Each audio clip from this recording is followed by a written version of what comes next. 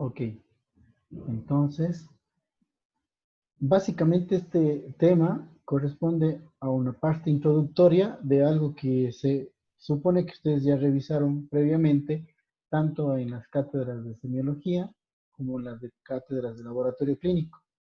La clase tiene algunos componentes muy importantes, digamos, este bloque, como para poder entender lo que va a venir después. Entonces, vamos a ponerle especial énfasis en algunos temas, como para que quede bastante claro cómo se debe abordar los pacientes hematológicos. Entonces, este bloque vamos a ver un poco lo que es anemia, síndrome anémico, vamos a hablar de policitemia, alteraciones de los linfocitos o también, como decimos, síndrome linfoproliferativo. Vamos a hablar de síndrome mieloproliferativo, entendimos aquí que son las otras células diferentes a los linfocitos que pueden también alterarse. Y terminamos hablando de la neutropenia febril. Todo sí de características generales. Obviamente después vamos a abordar básicamente lo que es los linfomas, las leucemias, un poquito ya con más detenimiento. Ahora, hay algunas características que son muy interesantes en relación a las enfermedades hematológicas y quizás es la explicación de que por qué pueden llegar a ser tan complejos los pacientes con estas enfermedades. Básicamente porque podemos hablar de que la hematología abarca un amplio espectro, ¿sí?, de posibilidades de sintomatología, de signos clínicos, ya que la sangre, al ser, digamos, el medio de conducto que lleva nutrición, que lleva defensa o que lleva, en este caso, la hemostasia a cualquier parte del cuerpo, pues va a tener repercusión en diferentes órganos y sistemas. Vamos a tener una gran cantidad de síntomas que puede tener el paciente derivados porque le falta oxígeno, porque se coaguló o está sangrando. Sin embargo, los síntomas propios de la enfermedad, síntomas propios de hematología son pocos. A veces cuesta trabajo poder diferenciarlo de otras enfermedades.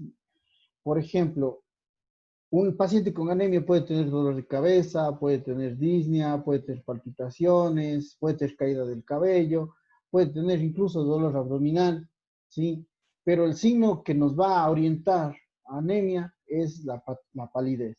Definitivamente la palidez es la que nos va a orientar a decir si este paciente posiblemente tiene anemia.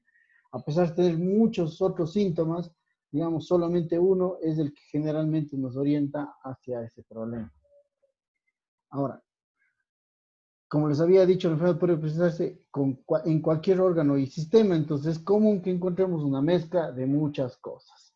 Ahora, también puede ser que encontremos datos que nos sugieran falla medular. Ya vamos a ver qué significa esto. Entonces, nosotros básicamente en los padecimientos hematológicos vamos a encontrar deficiencias cuantitativas, es decir, una disminución de las líneas celulares, anemia, leucopenia, trombocitopenia, o excesos, ¿no? Si es de cada una de estas, leucocitosis, policitemia y la trombocitosis, que serían aquí los excesos de estas células, y defectos cualitativos, es decir, tenemos un número aparentemente normal de células, pero que estas células no estén cumpliendo con su papel determinado. Entonces, todas estas posibilidades podemos ver en este tipo de enfermedades.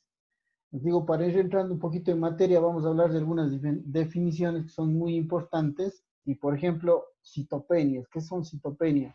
Para yo poder decir que existe una disminución de un grupo de células, tengo que saber cuál es el rango normal. Por ejemplo, hablamos de anemia cuando la hemoglobina está por debajo de 12 en la mujer y debajo de 13 en el varón. Creo que habíamos hablado previamente de esto de la anemia, ¿no? Para hablar de granulocitopenia o neutropenia, los neutrófilos tienen que estar por debajo de 1500, es decir, que si el paciente tiene más de 1500 neutrófilos, es considerado normal. Entonces, ahí es el punto de corte el cual yo considero neutropenia. Y trombocitopenia cuando las plaquetas están por debajo de 150.000. Sin embargo, aquí sí hay algo que debemos mencionar. Este dato de los 150.000 plaquetas clásicamente se ha considerado desde hace muchísimos años, pero son revisiones que salieron a partir del año 2003, 2007 más o menos, en donde se empezó a hablar que el número de plaquetas no es de 150.000, sino de 100.000. ¿Por qué? Las plaquetas son reactantes de fase aguda, pueden elevarse ante procesos inflamatorios, pero también pueden disminuir ante una innumerable cantidad de situaciones. Entonces, se ha considerado que el paciente que tiene menos de 100.000 plaquetas, lo ideal en este caso es vigilarlo, ¿no? Es vigilarlo mientras tenga por arriba de 100.000 plaquetas. No nos vamos a estresar. Si es un paciente que posiblemente después de un tiempo recupera el número normal de plaquetas sin darnos ninguna consecuencia, ninguna alteración.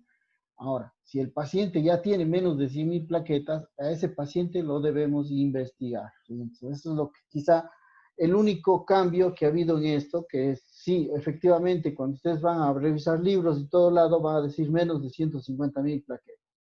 Pero más o menos desde la fecha que les había indicado antes, pues nosotros consideramos que para investigar cualquier paciente debe tener menos de 100.000 plaquetas. Ahora, las manifestaciones clínicas de la enfermedad dependen mucho de la severidad del proceso. Yo creo que el mejor ejemplo otra vez sigue siendo la trombocitopenia, porque un paciente que tenga 50.000 plaquetas se puede operar sin problema, ¿sí? A pesar de que tiene ya, digamos, está muy por debajo de 150.000, con 50.000 se puede operar.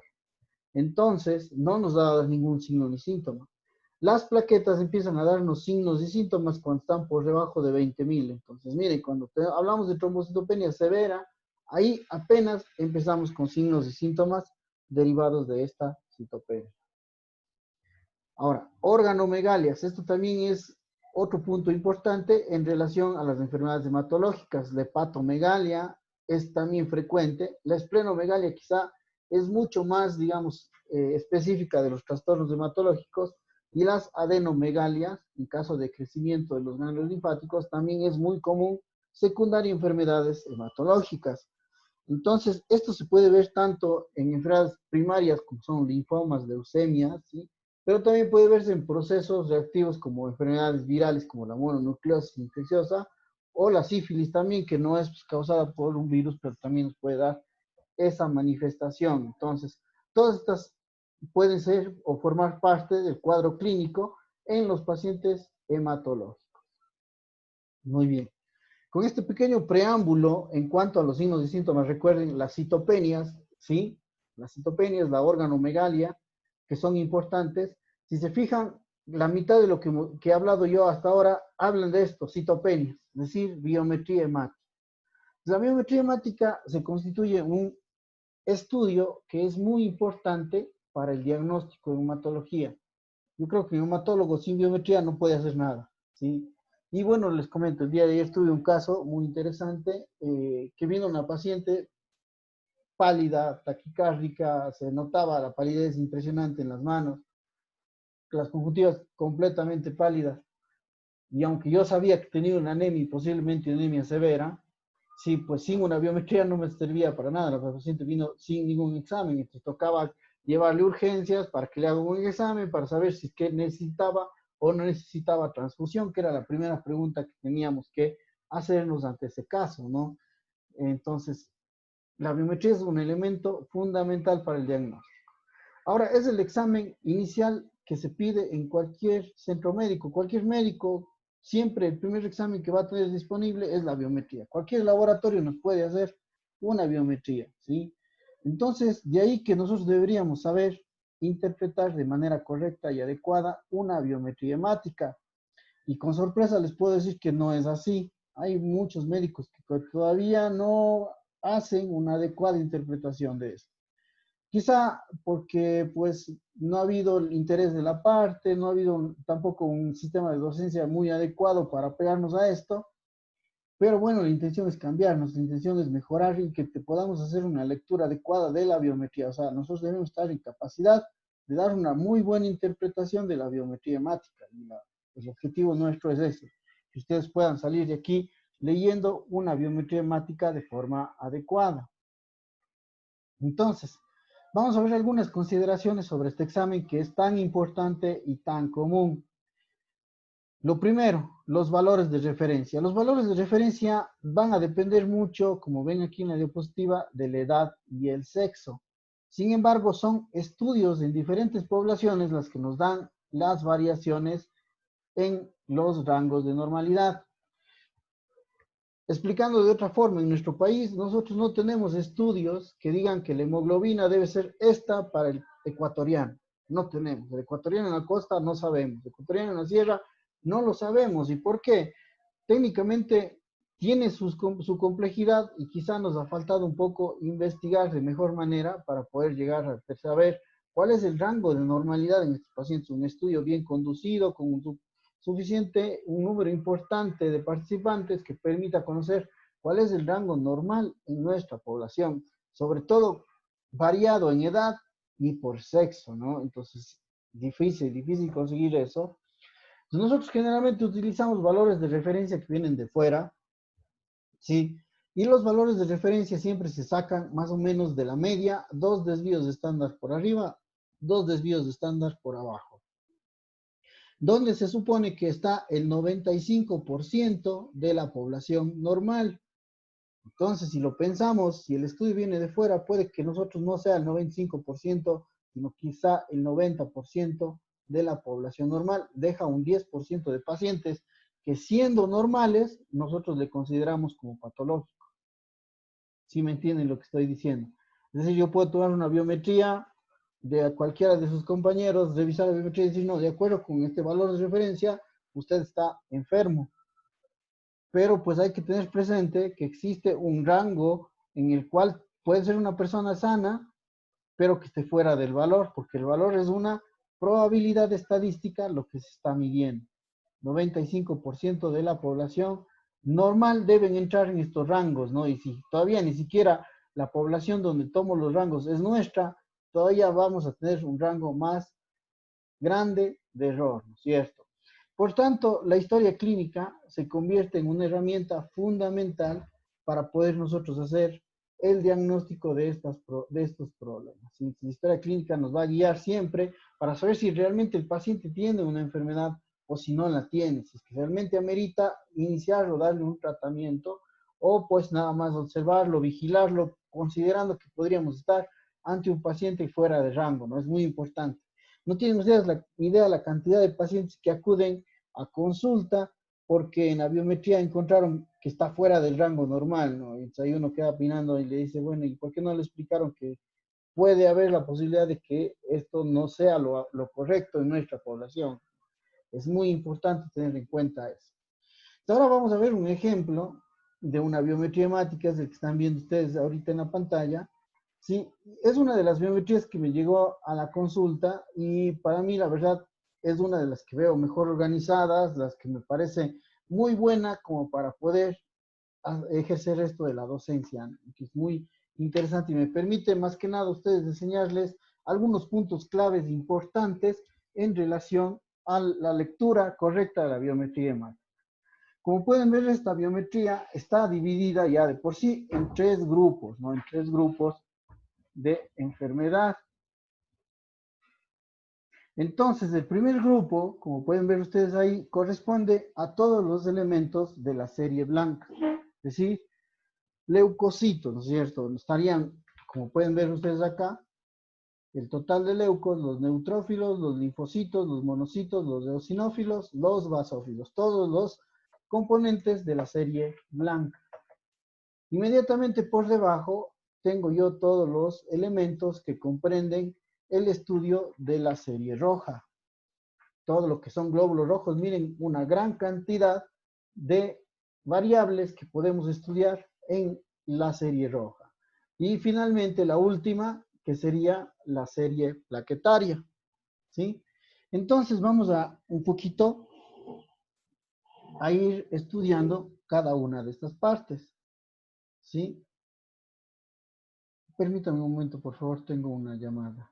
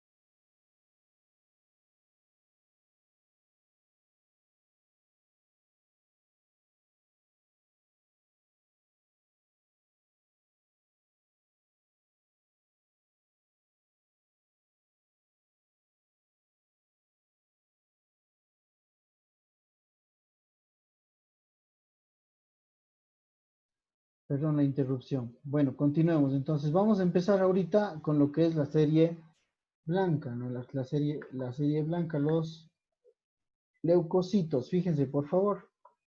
Aquí estamos viendo el total de glóbulos blancos que nos da aquí el parámetro 7.25 por 10 a la 3. ¿Qué quiere decir este 7.25 por 10 a la 3? ¿Qué me puede decir?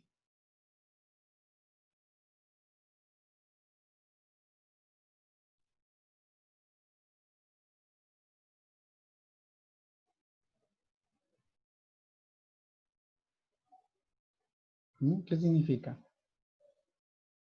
Doctor, que a ese 10 se le añaden 3 ceros más. ¿Perdón? No lo escuché. Doctor, que sería un total de 7.250. Exacto, 7.250, ¿no? Que estamos claros entonces con ese número. 7.250 glóbulos blancos. Y aquí nos da, fíjense, los límites de normalidad de 4.000 a 10.000, que serían aproximadamente los rangos que manejamos de normalidad en los leucocitos. Quiere decir que están normales, ¿no? Están normales. Ahora, por debajo nosotros tenemos dos veces los neutrófilos. Fíjense, aquí tenemos el neutrófilo, que está 4.98 por 10 a la 3, serían 4.980, que también estarían dentro del rango normal según esta tabla. Y los neutrófilos, que aquí equivalen al 68.7%, ¿sí? Que significa que también están dentro del rango normal. No sé cómo pueden ustedes ver ahí. Entonces, quiero que se fijen en algo muy interesante. Déjenme, por favor, les pongo este. Quiero que nos fijemos en este de acá. Todos estos. ¿Qué opinan? ¿Qué opinan de los linfos? ¿Qué opinan de los monos, de los eosinófilos y basófilos?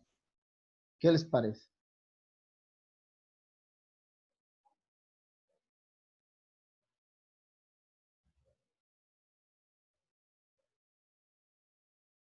¿Qué me dicen? ¿Qué están los linfocitos? Ahí parece que los linfocitos están un poco por debajo del límite normal y los monocitos, en cambio, un poco más alto del límite normal. Ok. ¿Cómo se llaman los linfocitos disminuidos? ¿Cuál es el término? Linfopenia. Linfopenia. Linfopenia, correcto. Y cuando los linfocitos están por arriba, Linfocitosis. linfocitosis. En el caso de los monos, ¿qué tenemos ahí? ¿Cómo se llamaría eso? Monocitosis. Monocitosis. Correcto. Miren que aquí el aparato, la máquina que hace la biometría ya nos manda una alerta, nos dice hay una monocitosis porque nos da un positivo, es decir, que estamos por arriba de lo normal, y nos manda una alerta de que hay disminución de los linfos, está diciendo que hay una linfopenia, ¿no? Eso nos dice la máquina. Esto nosotros le conocemos con el nombre de fórmula relativa, ¿sí? Es una fórmula relativa porque es el porcentaje, ¿no? Nos está diciendo que de los 7.295, 250, perdón, células que tenemos aquí de leucocitos, el 19.2 son linfocitos. Pero si nos vamos acá arriba, en la parte de arriba, ¿sí? Y nos fijamos únicamente en los linfocitos, ¿qué opinan ustedes? ¿Están bien o están mal?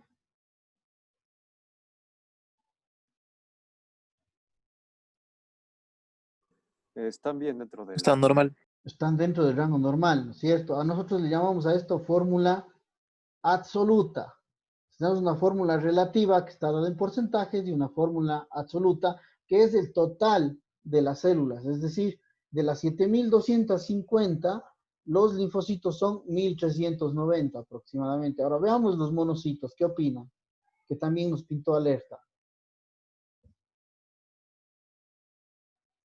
Igual están dentro del rango. Están dentro del rango normal. Nos pinta una monocitosis, pero como vemos hay 690 monocitos que estarían dentro del rango normal. Y esto es extremadamente frecuente, que haya pacientes que vengan derivados por un médico porque encontró una alteración como esta. El paciente viene muchas veces asustado porque dice que le ha encontrado algún problema en su sangre. Algunos dicen, yo creo que ya tengo leucemia, y pues, imagínense, no, es solo cuestión de interpretación, ¿no?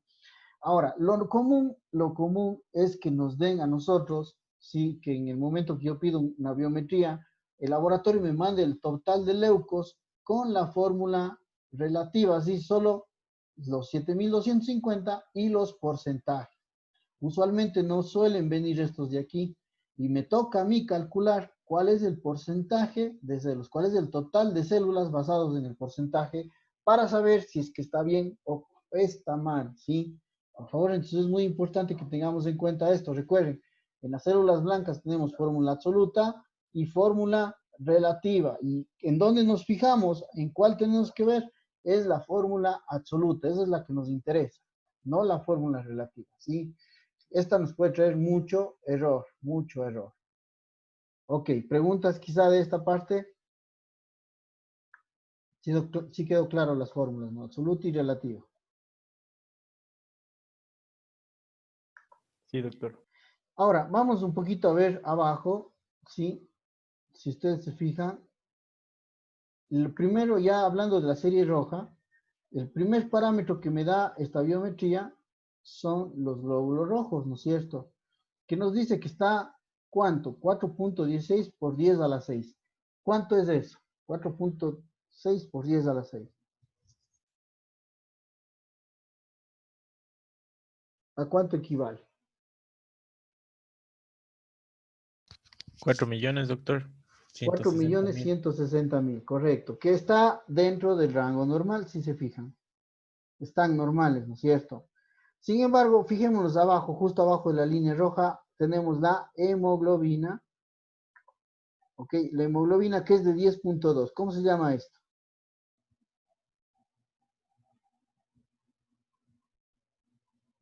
¿Qué es lo que tiene esta paciente? Es mujer, ¿no? Anemia. Anemia. Anemia, ¿no es cierto? Anemia. Les pregunto algo. Bueno, aquí el rango normal incluso nos dice, ¿no? Está por debajo de 12.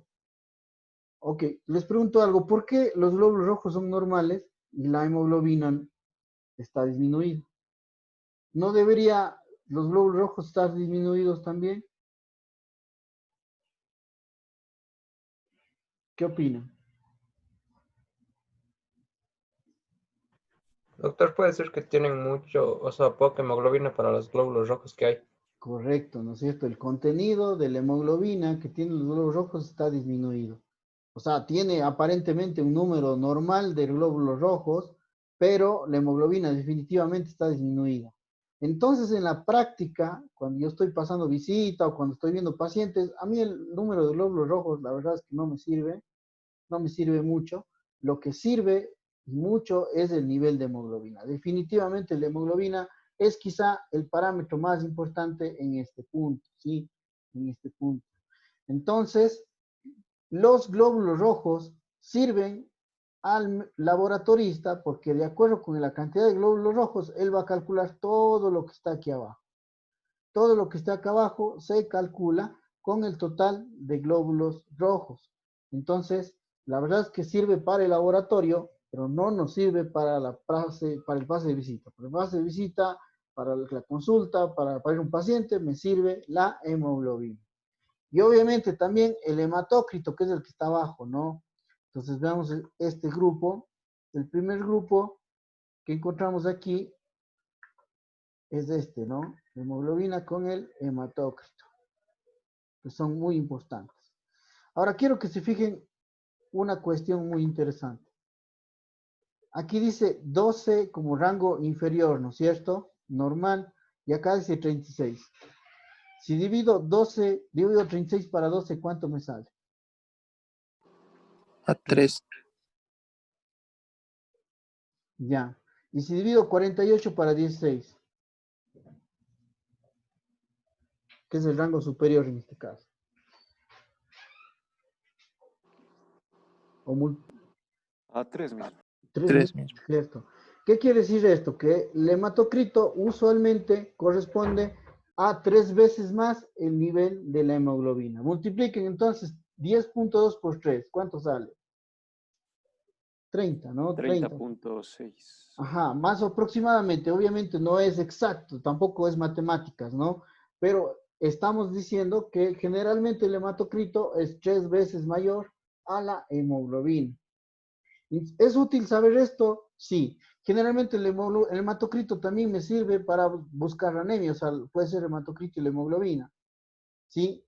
En niños pequeños, nosotros a veces hacemos la valoración del microhematócrito. ¿Qué es esto? No le sacamos sangre al niño bastante, le pinchamos un dedito, le tomamos un poquito de sangre en un tubito por capilaridad y eso centrifugamos y sacamos el hematocrito y a veces les reportan el hematocrito. Dice, doctor, el hematocrito del paciente está en 40. ¿Cuánto tiene de hemoglobina? Si tiene 40 de hematocrito. 13 punto algo. Exactamente.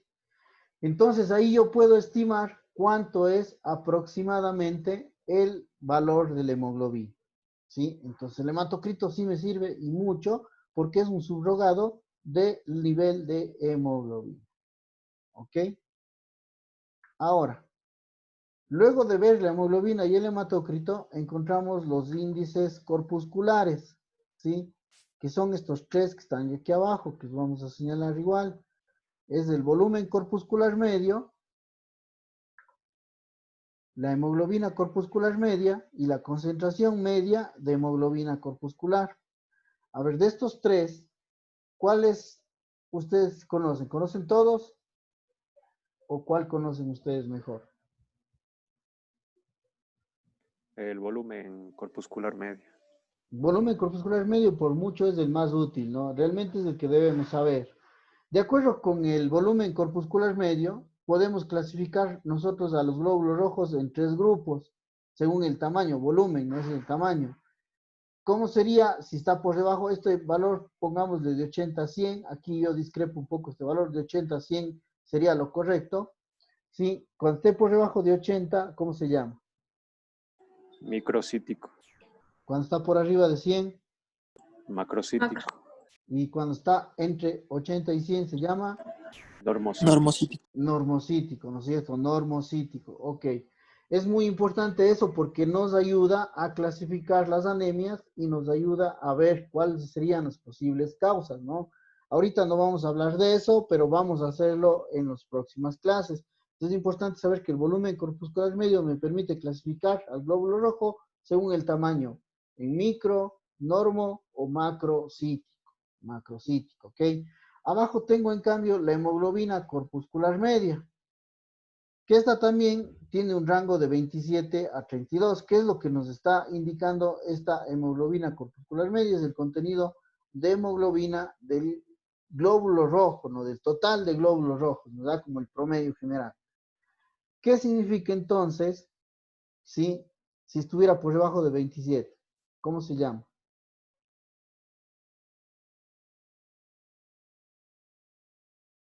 ¿Qué me dicen?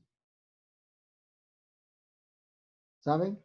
Hipocrómica. Exacto, hipocrómica. Si está entre 27 y 32, Normocrómica. normocrómica. Y por arriba de 32, Hipercrómica. hipercrómica. Correcto, eso es lo que nosotros debemos recordar, lo que nos enseñaron en laboratorio. Obviamente ya lo vamos a ver aplicado a las enfermedades. Ahora, este de acá es la concentración media de hemoglobina corpuscular, ¿sí? Y básicamente lo que me expresa esto es la cantidad de hemoglobina contenida en un glóbulo rojo. La diferencia. Hagan de cuenta que yo ya puse un ejemplo que me gustó un poquito, voy a repetirlo, me pareció interesante. Es como que si yo quisiera calcular la cantidad de gasolina que tienen los carros en la ciudad de Cuenca, sacar un promedio de la cantidad de gasolina, ¿sí? Un estimado. Y digo, los carros en Cuenca están aproximadamente en 5 litros todos los carros. Habrá carros que tengan un poco menos, habrá carros que tengan un poco más. Y digo, lo normal es que los carros estén entre 3 y 7 litros. Eso es lo que deben estar de gasolina los carros. Más o menos le dice lo mismo. Dice que los glóbulos rojos deben tener 30 y 35 más o menos gramos por decilitro de hemoglobina. ¿Sí? Por tanto, ¿qué pasa si está por debajo de 30? ¿Qué significa?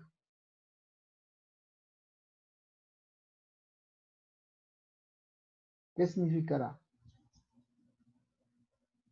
¿Qué está la hemoglobina? ¿Mucho o poco? Poco.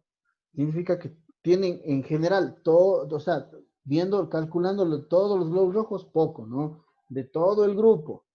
Sí, pero si está por arriba de 35, ¿qué quiere decir?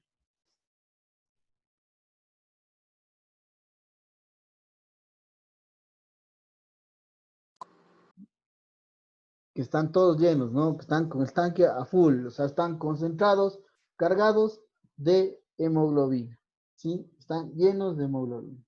Ahora, este marcador no es, digamos, muy utilizado. Se utiliza para enfermedades como, por ejemplo, las talasemias, la esferocitosis hereditaria. Ahí nos vamos a volver a mencionar sobre la concentración media de hemoglobina corpuscular.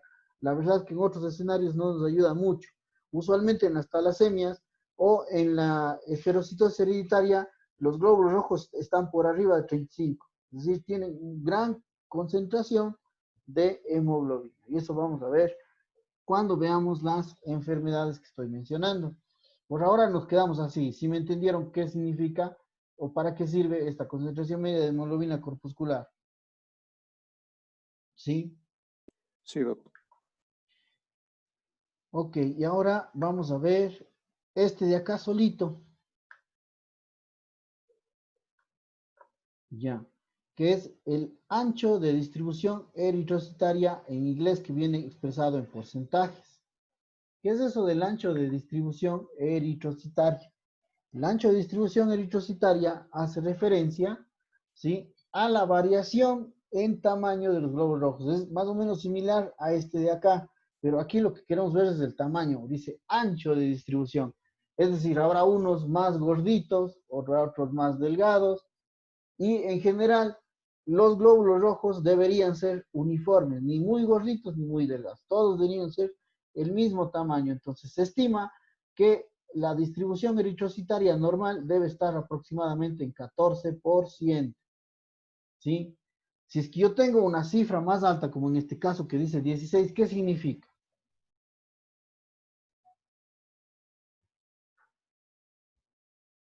¿Qué significará? ¿Alguna idea?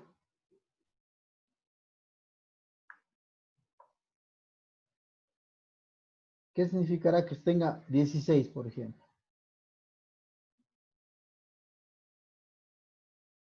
Dos Doctor, ¿cuánto dijo que era el normal? hasta 14.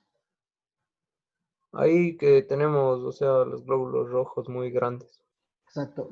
O sea, varían de tamaño. Hay unos que son muy grandes y otros que son muy pequeños, perdón. ¿Qué significa entonces tener un ancho de distribución eritrocitaria más de 14? Que hay una amplia variación en el tamaño de los glóbulos rojos. Unos grandes, otros más pequeños. Esto tiene un nombre. Se llama anisocitosis. Anisocitosis. Entonces, esto de aquí, esta anisocitosis, se ve muy comúnmente en algunas enfermedades, ¿sí? Algunas enfermedades. Obviamente, vamos a ir viendo enfermedades y vamos a ir hablando de anisocitosis en esas enfermedades. Ok, preguntas quizá. ¿Se quedó claro la serie roja?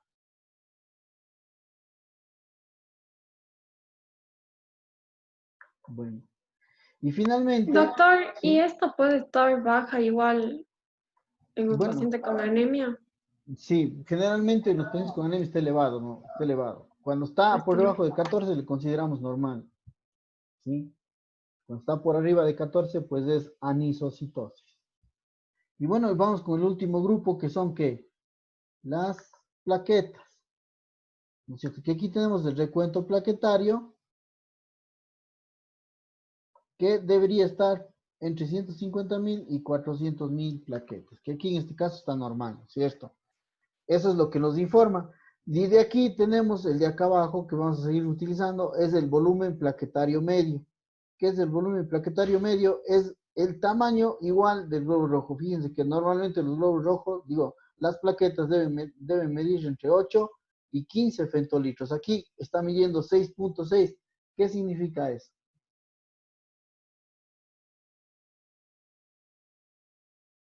¿Alguna idea?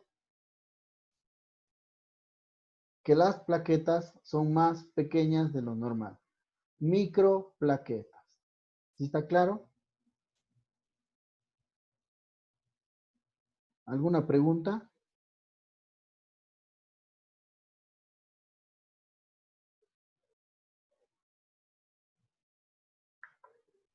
¿Ninguna? Sí está claro todo entonces.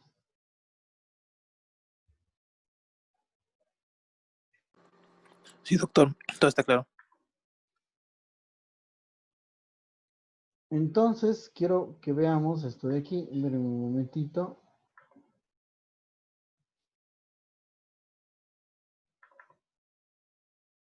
Déjenme compartirles nuevamente la pantalla.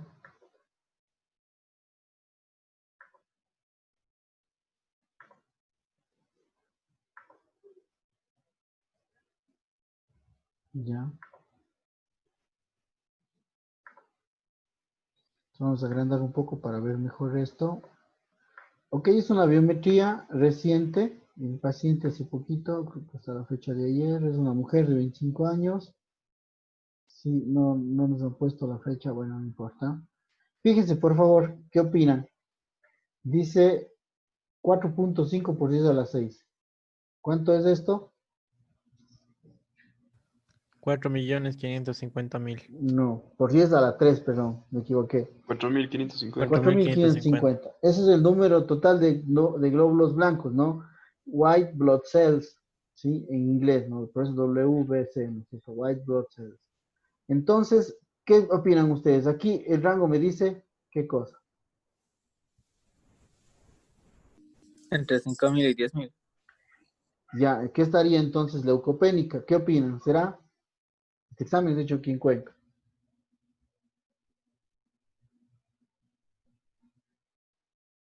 Es de ayer, ¿no?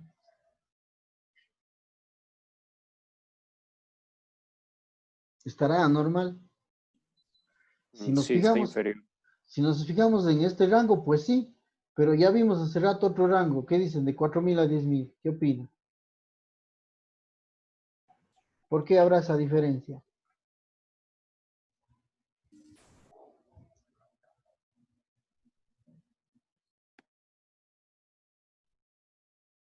Porque depende mucho el rango que esté utilizando el laboratorio, de dónde estás tomando la población para poner los rangos de diferencia. En general, para mí, 4.000 a 10.000 es normal. Para mí esto es normal, aunque la máquina diga lo contrario, ¿sí? Entonces nosotros debemos interpretar en el contexto, ¿no? 4.000 a 10.000 es normal. Ahora, definitivamente, si nos fijo yo acá, vean, neutrófilos 28.2% con linfocitos de 68%. ¿Qué opinan?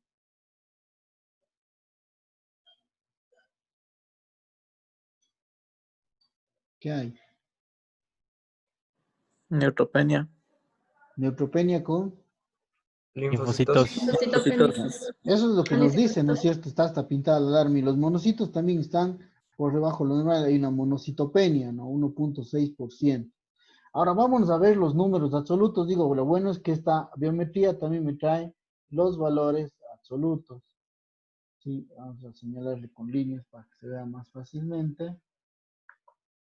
Sí, entonces neutrófilos, ¿qué está?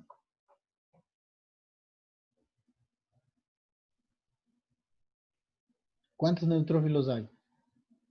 Tan bajos, doctor. Tan bajos, son 1.280. Eso se llama neutropenia, ¿no? Neutropenia, aunque es una neutropenia leve, es decir, están por debajo de 1.500. Recuerden, 1.500, de 1.000 a 1.500 se llama neutropenia leve. De 500 a 1.000, moderada, y menos de 500, severa. ¿Sí?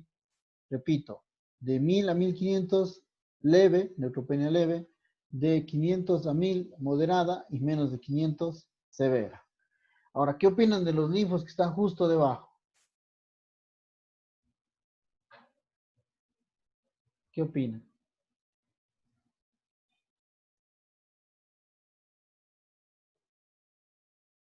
Esos están dentro del valor normal. Esos están dentro del valor normal, ¿no es cierto? Entonces, este no habría que estresarme. Ahora, ¿qué opinan de los monos? Los monocitos. Están bajos. Tan bajos, ¿no? Tiene una monocitopenia también. Ok, entonces, esta es la que debemos evaluar, la fórmula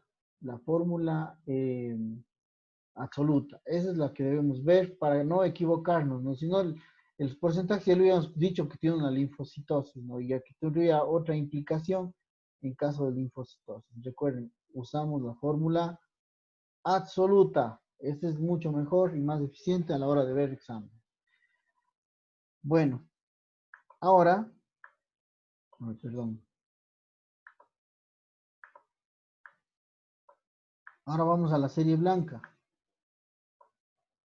Ya, ¿qué opinan de hemoglobina?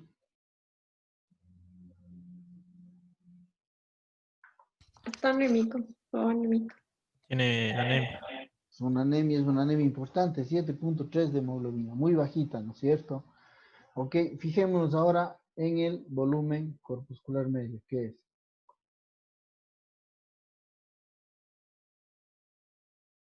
Sería macrocítica. Macrocítica. Ujú. Correcto, es una anemia macrocítica. Y si vemos la concentración media de hemoglobina corpuscular, Hipercrómica. hipercrómica, ¿no es cierto? Hipercrómica. Entonces ahí sí ya estamos interpretando un poquito mejor. Obviamente hay que verlo en el contexto de enfermedad, ¿no? Todavía estamos aprendiendo. Y finalmente las plaquetas, ¿qué opina? Normal. Ujú. Normales, ¿no? Normales. De hecho, el volumen plaquetario medio es de 11.3, que estaría dentro del rango normal. Ok, ¿preguntas?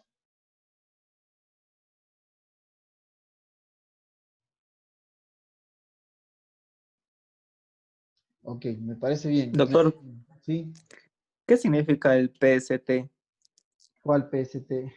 Este, Sí, el plaquetocrito. No nos perdamos con eso, ya, eso ya es ya. más difícil. Ok, ahora, se me está quedando uno. Sí me estoy olvidando de uno que es muy importante.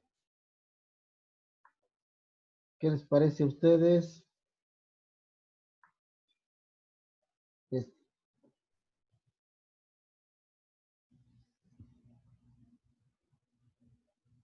Hay demasiada variación entre el tamaño de los El glóbulos tamaño. rojos. ¿Cómo se llama eso? Anisocitosis. Anisocitosis. Hay una gran anisocitosis. Sí, ese se me estaba olvidando. Es muy importante también. Ok, yo creo que con este principio básico, el día de mañana vamos a iniciar lo que es síndrome anémico y vamos a ver algunos casos para ir medio aprendiendo cómo abordar estos problemas que son muy interesantes. ¿Preguntas?